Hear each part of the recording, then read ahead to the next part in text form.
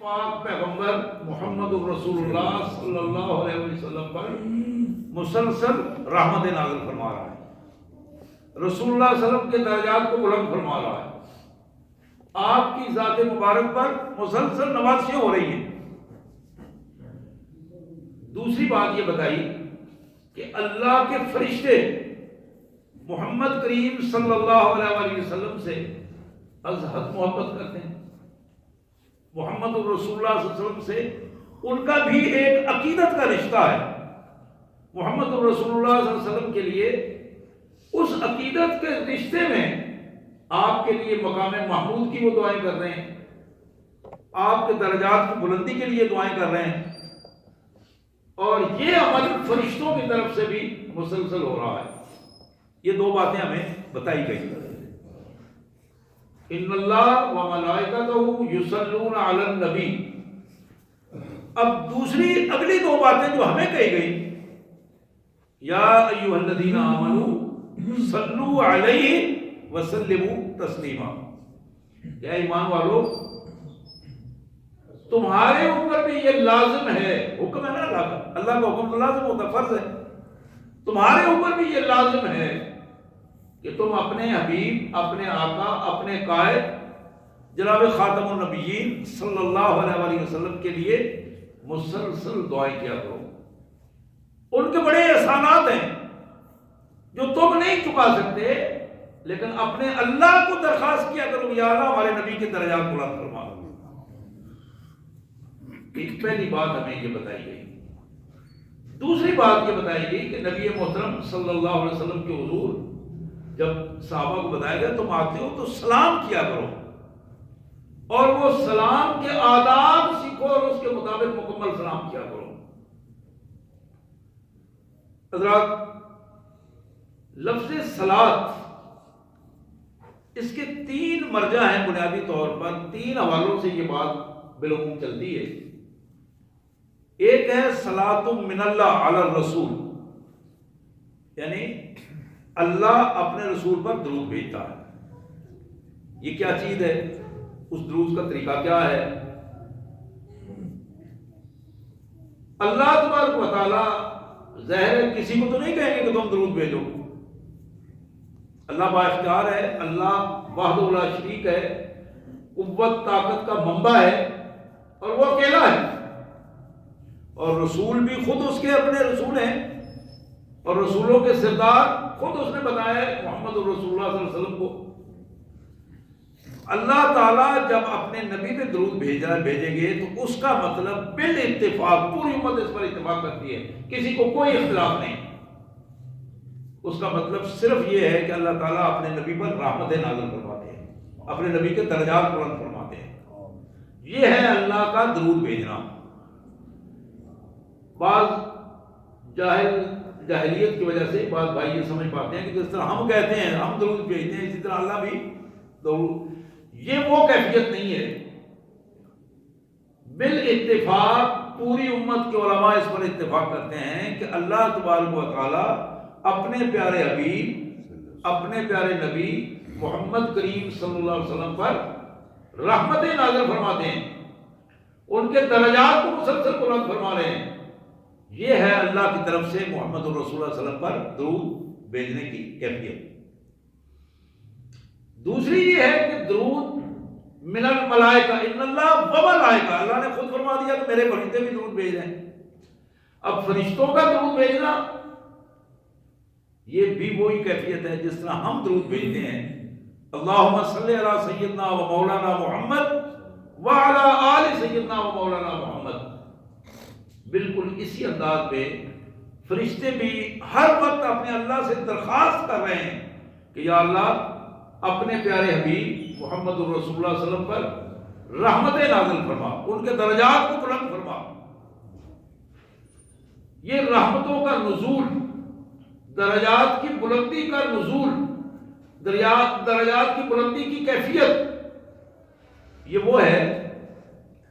بڑی خوبصورت بات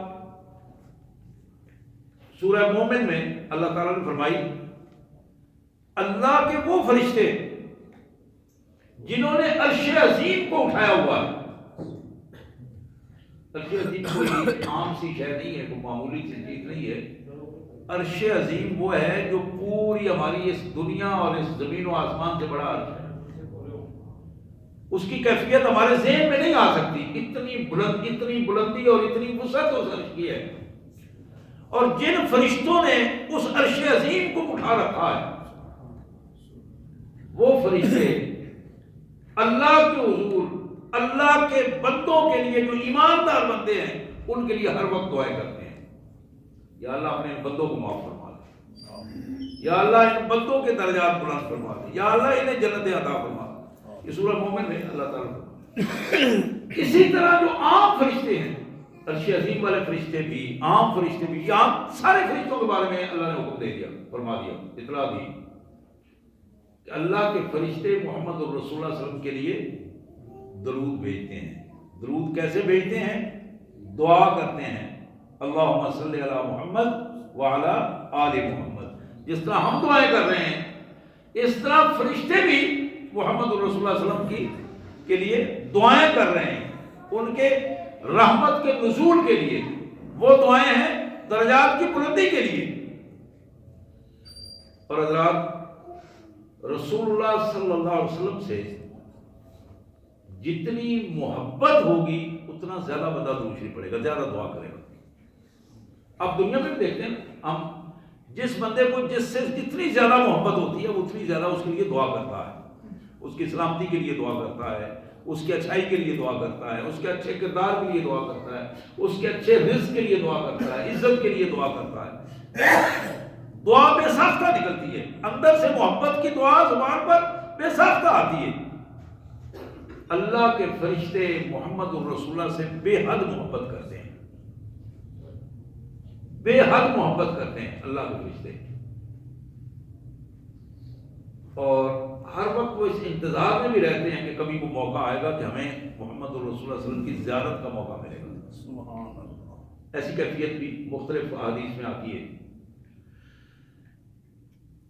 اسی طرح جب امت کی طرف یہ صلاۃ من الامہ، امت کی طرف جب صلاۃ کا لفظ آئے گا کہ حضور صلی اللہ علیہ وسلم کی امتی کس طرح صلاۃ بھیجیں، ان کے لیے محمد الرسول اللہ صلی اللہ علیہ وسلم نے خود جو درود شریف سکھائے ہیں، جو درود شریف حدیث میں رسول اللہ صلی اللہ علیہ وسلم نے جتنے بھی درود شریف سکھائے ہیں، آپ حدیث کا ذخیرہ دیکھیں گے، تفاسیر کو دیکھیں، سورہ احزاب کی تفاسیر میں آیت نمبر 56 کے حاشیے میں، ابن کثیر میں دیکھیں، تفہیم القرآن میں دیکھیں.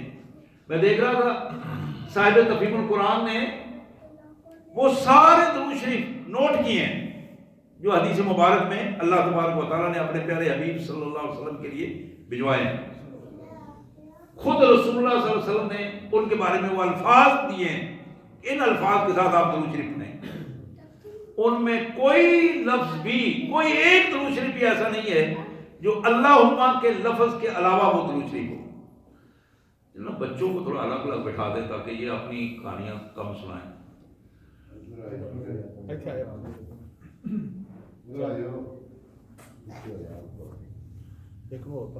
تو میں عرض کر رہا تھا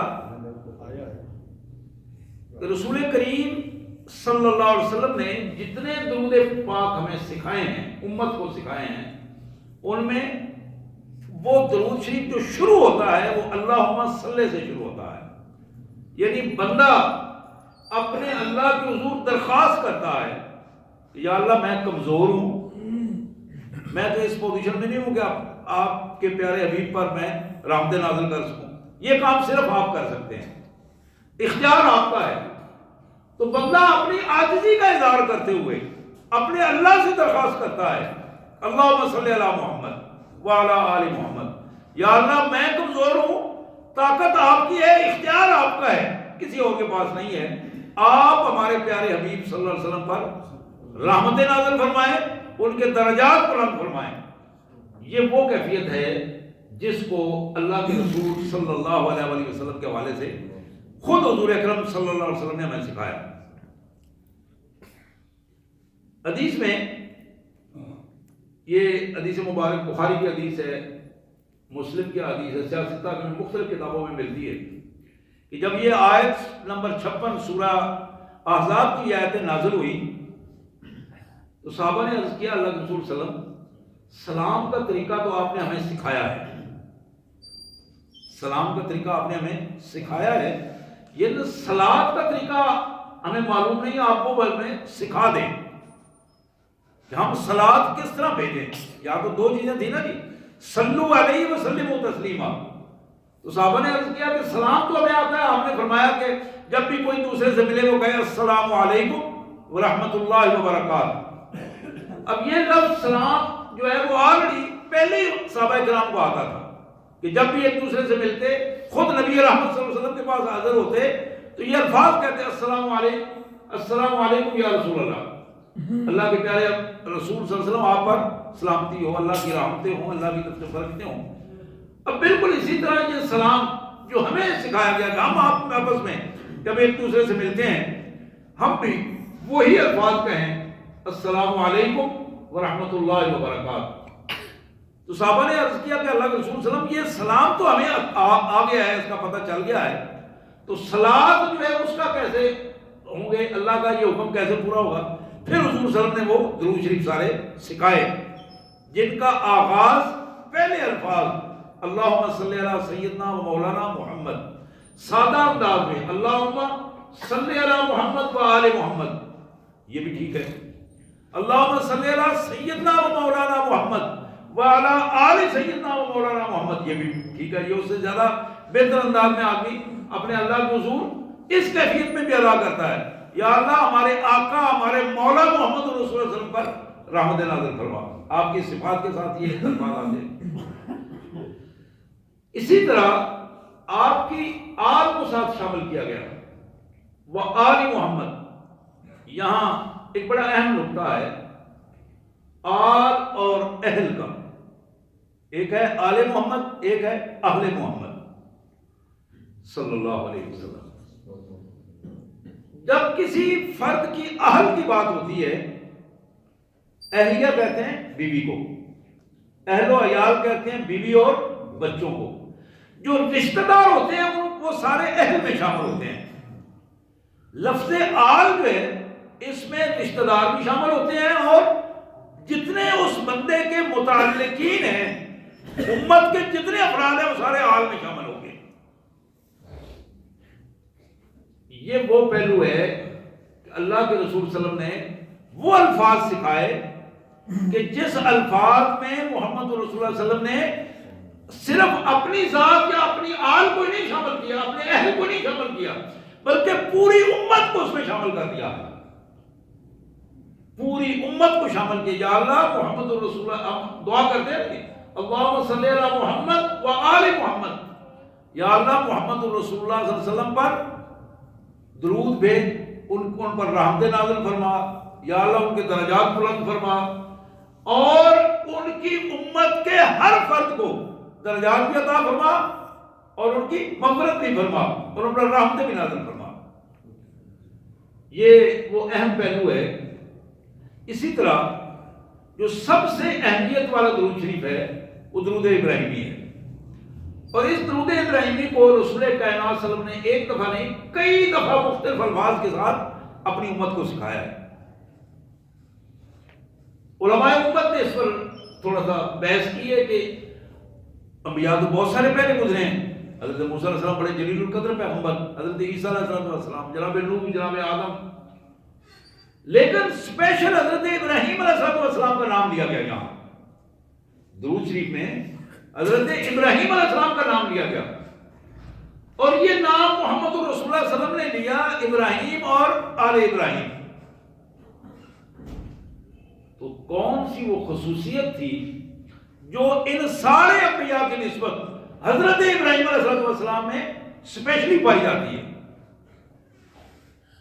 تو ہمیں قرآن مجید نے اس بات کو واضح کیا، سنت رسول نے واضح کیا کہ حضرت ابراہیم علیہ السلام انبیاء کرام میں وہ واحد شخصیت ہیں جن پر آپ کی ذات پر آپ کے آنے والے بعد میں تمام مذہبی گروہ اتفاق کرتے ہیں۔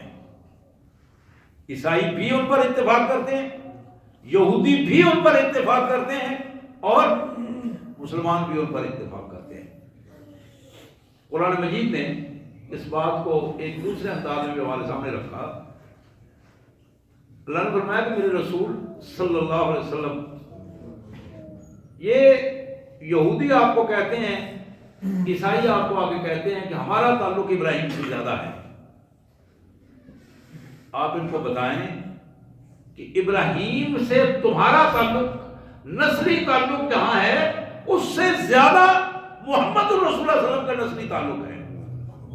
جہاں مذہبی اور نظریاتی تعلق ابراہیم علیہ السلام سے تم قائم کرتے ہو، اس سے زیادہ نظریاتی تعلق محمد الرسول اللہ صلی اللہ علیہ وسلم اور ان کی امت کا ہے۔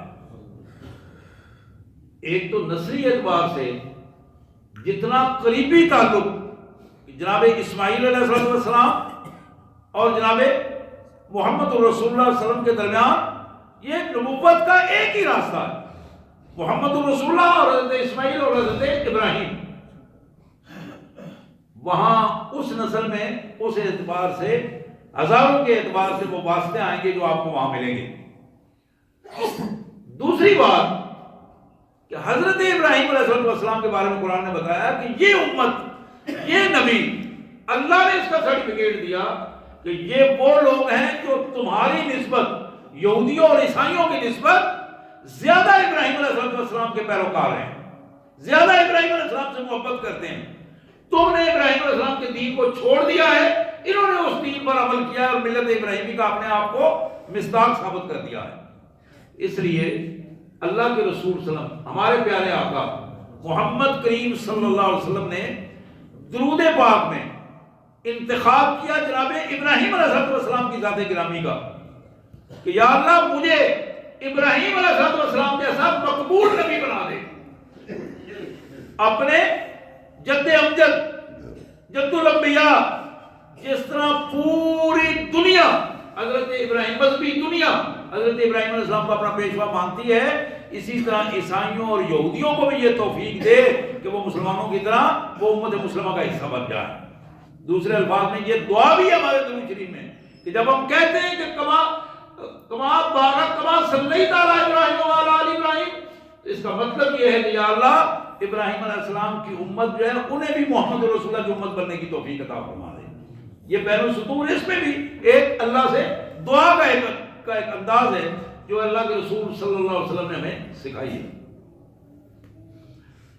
اسی طرح نبی رحمت صلی اللہ علیہ وسلم پر درود شریف پڑھنا،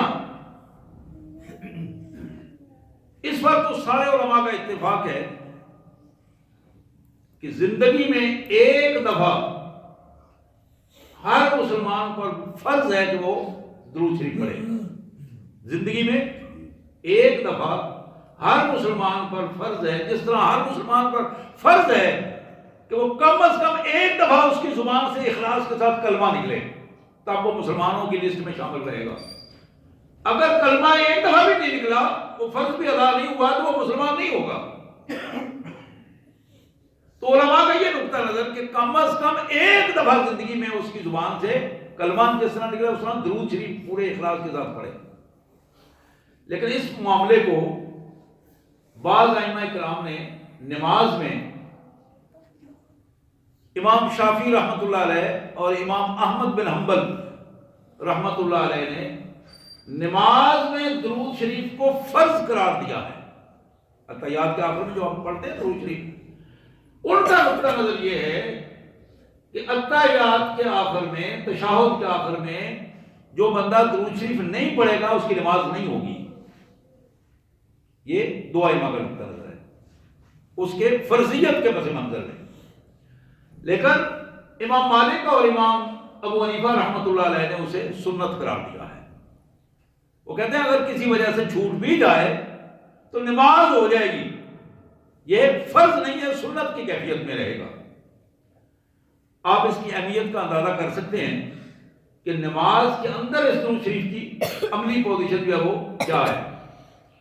اسی طرح محمد کریم صلی اللہ علیہ وآلہ وسلم کی ارشاد گرامی، آپ نے فرمایا کہ من صلی علیہ صلاۃ لم تزل ملائکۃ تصلی علیہ ما صلی علیہ، مسلم احمد کی یہ روایت، ایک بندہ میرے لیے اللہ کے حضور درود شریف کی صورت میں دعا کرتا ہے، اور جب تک وہ اپنے الفاظ دعائیہ الفاظ کہتا رہتا ہے، مجھ پر درود شریف پڑھتا رہتا ہے، اللہ تعالیٰ کے فرشتے اس کے لیے اتنی دعائیں کرتے رہتے ہیں۔ جب تک وہ درود شریف پڑھتا رہے گا، اللہ کے فرشتے اس کے لیے مسلسل اس کے بارے میں دعائیں کرتے رہیں گے کہ یا اللہ اس پر بھی رحمت نازل فرما، یا اللہ اس کے درجات بھی بلند فرما، جو اپنے محمد رسول اللہ میرے آقا کے لیے کر رہا ہے، آپ اس پر بھی رحمت نازل فرمائیں۔ حضرات اسی طرح اللہ کے پیارے حبیب محمد کریم صلی اللہ علیہ وسلم کی ترمذی کی ایک حدیث آپ نے ارشاد فرمایا، اول الناس بی یوم القیامہ اکثرهم علی صلاۃ، قیامت کے دن میرے قریب ترین وہ لوگ ہوں گے جو سب سے زیادہ میرے اوپر درود شریف پڑھتے ہیں۔ جو شخص جتنا کم درود شریف پڑھتا ہوگا وہ اتنا مجھ سے دور ہوگا۔ یعنی اگر کوئی شخص یہ چاہتا ہے کہ میرا حشر محمد کریم صلی اللہ علیہ وسلم کے ساتھ ہو، میں اپنے آقا کے قریب ہوں، قیامت کے دن زیادہ رسول اللہ صلی اللہ علیہ وسلم کے قریب ہوں، آپ کی رفاقت حشر کے دن زیادہ حاصل کرنا چاہتا ہے، تو اتنا زیادہ محمد رسول اللہ صلی اللہ علیہ وسلم پر درود شریف پڑھے گا۔ جتنا زیادہ درود شریف پڑھے گا اتنا زیادہ وہ نبی رحمت صلی اللہ علیہ وسلم کے قریب ہوگا قیامت کے دن۔ حضرات اسی طرح نبی رحمت صلی اللہ علیہ وسلم نے فرمایا کہ جب تم دعا کرتے ہو، دعا کے لیے اس کو لازم کرو کہ دعا کے شروع میں یا آخر میں ضرور درود شریف پڑھو، تاکہ تمہاری دعا کی قبولیت کا سبب پیدا ہو جائے۔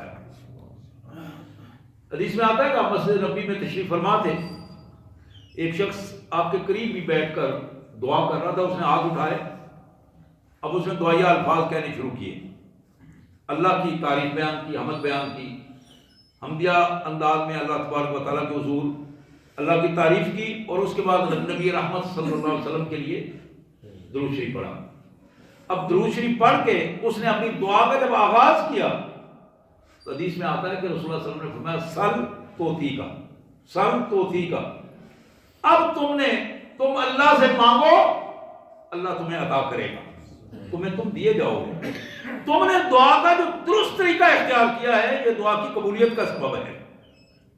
گویا ہمیں بھی اپنی دعاؤں کی جو ترتیب ہے وہ اس طرح بنانی چاہیے کہ دعا میں سب سے پہلے اللہ تبارک و تعالیٰ کی حمد، اللہ کی تعریف، اسماء الحسنی، خاص کر قرآن مجید میں آتا ہے نہیں وَلِلَّهِ الْأَسْمَاءُ الْحُسْنَى فَادْعُوهُ بِهَا، اللہ کے خوبصورت نام ہیں، ان خوبصورت ناموں کے ذریعے اللہ سے مانگا کرو، اللہ اس کو قبول فرماتا ہے۔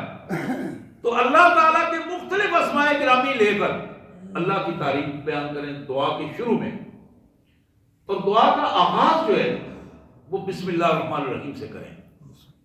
بعض بھائی جو دعا کرتے ہیں، میں نے بڑے بڑے پڑھے لکھے لوگوں کو دیکھا ہے، اس عجیب قسم کی وہ غلطی ہے، اب ہاتھ اٹھاتے ہیں آمین بسم اللہ، آمین آگے دعا شروع کر دیتے ہیں۔ آمین کا مطلب ہوتا ہے کہ میں نے جو کچھ پڑھا ہے یا اللہ اسے قبول فرما، ابھی پڑھا کچھ نہیں ہے، ہاتھ اٹھائیں پہلے ہی آمین کہہ دیا۔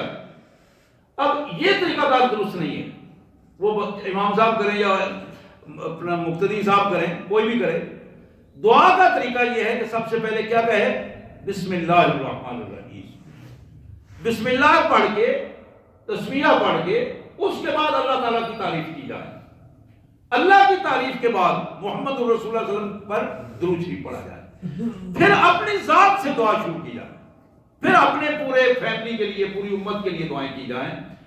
یہ وہ کیفیت تھی جس کو دیکھ کر اللہ کے رسول صلی اللہ علیہ وسلم نے فرمایا کہ میرے صحابی، میرے بھائی، اب تم اللہ سے مانگو، اللہ تعالیٰ تمہیں عطا کرے گا، کیونکہ وہ اسی طریقے کے مطابق اپنی دعا کو ترتیب دے کے دعا کر رہا تھا۔ حضرات اسی طرح نبی رحمت صلی اللہ علیہ وآلہ وسلم نے ایک اور حدیث میں آتا ہے، حضور نے ارشاد فرمایا، آپ نے فرمایا کہ جو شخص صبح شام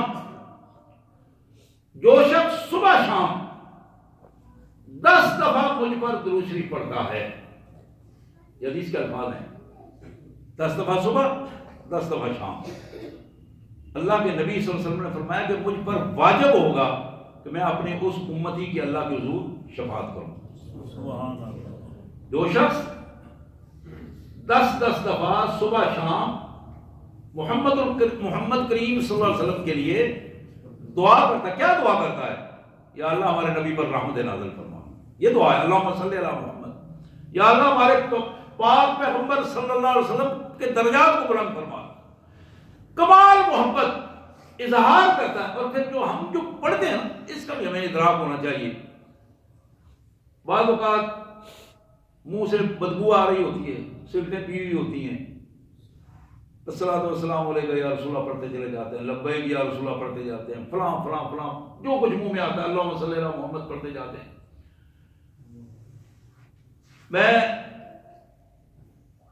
میں نے دیکھا کہ مسجد نبوی کے بالکل سامنے ایک بہت بڑا ہولڈنگ لگا ہوا تھا، اس کے اوپر ایک حدیث مبارک لکھی ہوئی تھی، لوگوں جس شخص کے منہ سے بو آ رہی ہوتی ہے، اللہ کے فرشتے اور اللہ کے رسول اس کو پسند نہیں کرتے، اللہ کے فرشتے اس سے نفرت کرتے ہیں۔ یہ ہمارا درود شریف پہنچانا تو اللہ کے فرشتوں نے ہے نا، منہ سے بو آ رہی اور ہم نعوذ باللہ اس بو کی صورت میں ہی دعائیں کر رہے ہوں، وہ دعائیں نہ اللہ تک پہنچتی ہیں، نہ رسول اللہ صلی اللہ علیہ وسلم تک ان کی اطلاع پہنچتی ہے۔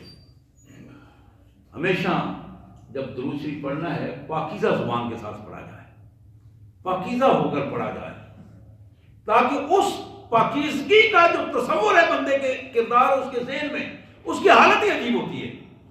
گندگی میں، ناپاکی میں یا عام بے وضو ہونے کی صورت میں بندے کے اندر وہ یکسوئی پیدا نہیں ہوتی، تو اجر ملتا ہے یکسوئی پر۔ جتنی زیادہ خوبصورت نیت سے پڑھا جائے گا درود شریف، جتنی زیادہ اللہ کے رسول سے محبت اور تعلق کی بنا پر پڑھا جائے گا، اتنا زیادہ اللہ کے حضور اس دعا کو قبولیت ہوگی، جتنی قبولیت ہوگی اتنا تعلق محمد رسول اللہ صلی اللہ علیہ وسلم سے بڑھے گا۔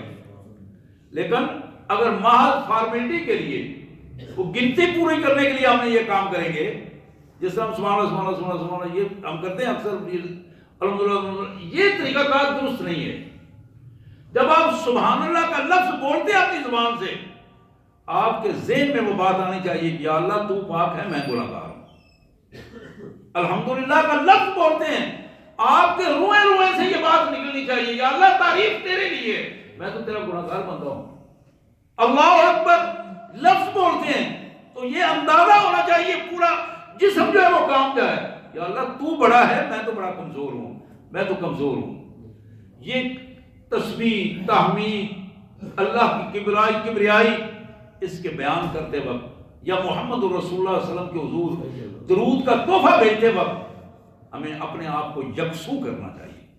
جب تک یکسوئی سے یہ کام نہیں ہوگا، بہترین نیت سے یہ کام نہیں ہوگا، محمد رسول اللہ صلی اللہ علیہ وسلم سے سچی محبت کے پس منظر میں یہ کام نہیں ہوگا، اس وقت تک اللہ کے قبولیت کی بات نہیں بنے گی۔ تو میں عرض کر رہا تھا کہ موجب شفاعت، نبی رحمت صلی اللہ علیہ وسلم نے فرمایا کہ میرا امتی صبح شام اگر 10 دفعہ میرے لیے دعا کرتا ہے، اللہ کے حضور درود شریف پڑھتا ہے، تو مجھ پر واجب ہے کہ میں کل اللہ کے حضور اس کی شفاعت کروں اور اس کے لیے شفاعت کا باعث کروں۔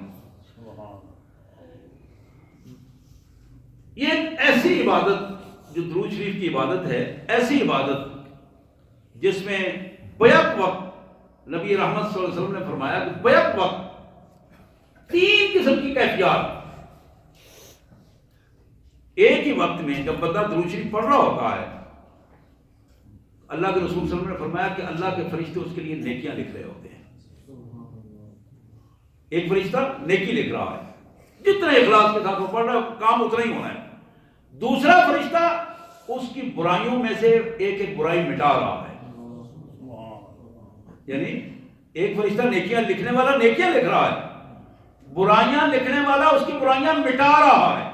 اللہ کے رسول نے فرمایا کہ ایک دفعہ درود شریف پڑھتا ہے، ایک حدیث میں آتا ہے کہ ایک برائی مٹ جاتی ہے، ایک گناہ اس کا ختم کرتا، معافی ہو. ایک حدیث میں آتا ہے کہ 10 نیکیاں لکھی جاتی ہیں، 10 گناہ معاف ہوتے ہیں اس کے. اب ذرا اندازہ کریں، بیک وقت یہ دونوں کام ہو رہتے ہیں، اور تیسرا کام یہ ہے کہ اللہ تعالیٰ اس پر رحمت نازل فرما رہے ہیں. یہ اتنی خوبصورت عبادت ہے.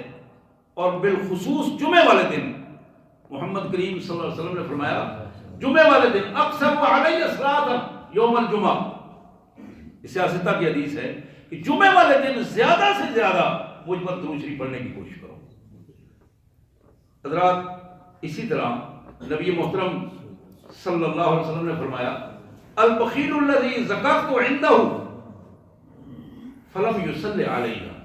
ترمذی شریف کی حدیث ہے کہ لوگوں، وہ بڑا ہی بخیل انسان ہے جس کے سامنے میرا نام لیا جائے، میرا ذکر کیا جائے، میری بات اس کے سامنے آئے اور وہ درود شریف نہ پڑھے.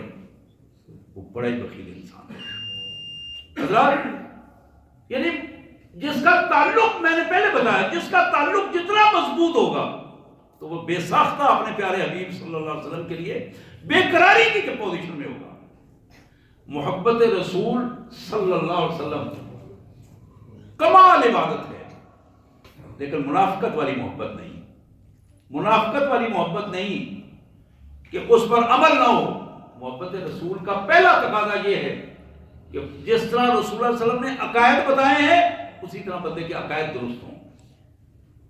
رسول اللہ صلی اللہ علیہ وسلم حدیث میں آتا ہے اپنی ذات کے لیے کبھی آپ نے کسی سے انتقام نہیں لیا تھا، کبھی نہیں لیا. لوگوں نے بڑی بڑے ظلم کیے، آپ کے اوپر کوڑے تک پھینکے، راستے میں کانٹے تک بچھائے، کبھی آپ نے اپنی ذات کے لیے انتقام نہیں لیا. لیکن آپ حدیث میں آتا ہے کہ محمد کریم صلی اللہ علیہ وسلم کے سامنے اگر کوئی شخص اللہ کی ذات گرامی کے بارے میں گستاخی کرتا، آپ کا چہرہ مبارک سرخ ہو جاتا، شدید غصہ آتا آپ کو اس بندے پر جو اللہ کے بارے میں کوئی غلط بات کرتا. یہ عقیدہ امت مسلمہ کا عقیدہ ہے کہ پہلی بات جو اللہ کے رسول صلی اللہ علیہ وسلم نے بتائی، محمد رسول اللہ صلی اللہ علیہ وسلم سے محبت کا یہ پہلا تقاضا ہے کہ بندہ اپنے اللہ سے شدید محبت کرنے والا ہو. جو قرآن مجید نے بتایا نا، ایمان والے لوگ اشد حبا للہ، اللہ سے محبت کرتے ہیں کائنات کی ہر چیز سے بڑھ کر اپنے اللہ سے محبت. یہی کیفیت محمد رسول اللہ کی ذات گرامی کی تھی. تمام انبیاء کرام اس طرح، اور بالخصوص میرے آقا. تو ہمیں اس کا جو سبق دیا گیا ہے، محمد رسول اللہ صلی اللہ علیہ وسلم سے جسے محبت کرنی ہے اسے، اس کا یہ پہلا سبق ہے کہ وہ اپنے اللہ سے شدید محبت کرنے والا ہو، جس نے یہ انعام ہمارے سامنے ہمیں دیا ہے، جس کا یہ احسان ہے کہ اس نے ہمیں محمد رسول اللہ صلی اللہ علیہ وسلم جیسی قیادت عطا فرمائی ہے.